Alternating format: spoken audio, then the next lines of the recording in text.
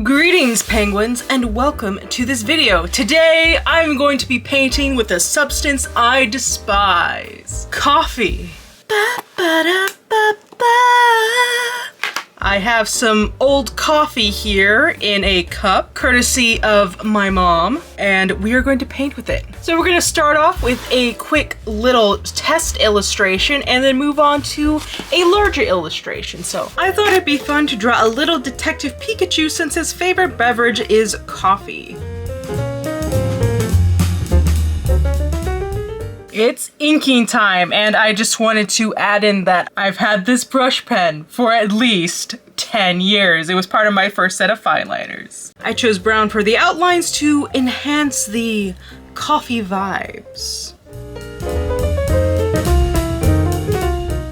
Painting time, or staining time? I'm adding shading and more coffee in areas that are darker. The coffee did behave differently than watercolor, like it bleeds and feathers in ways watercolor doesn't. This might be because it's more of a dye rather than a pigment. It's not so obvious on this piece, but the next one, it became a big issue. Here's the finished test painting. Detective Pikachu is well caffeinated and ready to solve his next big case. So my concept for this illustration is a lady soaking in a giant cup of coffee, having a relaxing and/or energizing hot bath. She kind of looks like my sister. My brush pen was feeling pretty dry throughout the inking process. This may be the end of the line for this ancient pen. You've done good work, friend. Oh, and also I add in a bit of wall art to give the background some visual interest. One of these days, drawing straight in pen is going to go horribly, but today is not that day. Thank goodness. Speaking of backfiring, coffee time! Woo! I'm filling in areas and adding shadows. I tried to give it a steam effect. I don't know how well it worked. I painted the cup shadow too boldly, so I did my best to try and soften it. As this was drying, the coffee was bleeding a lot.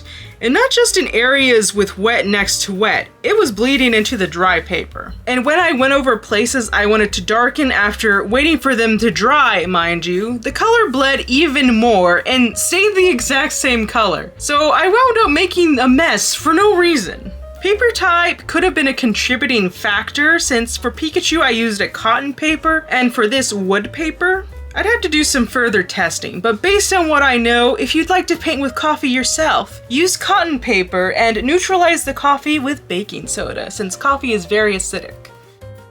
I'm doing my best to clean up the bleeding edges with a chalk pencil.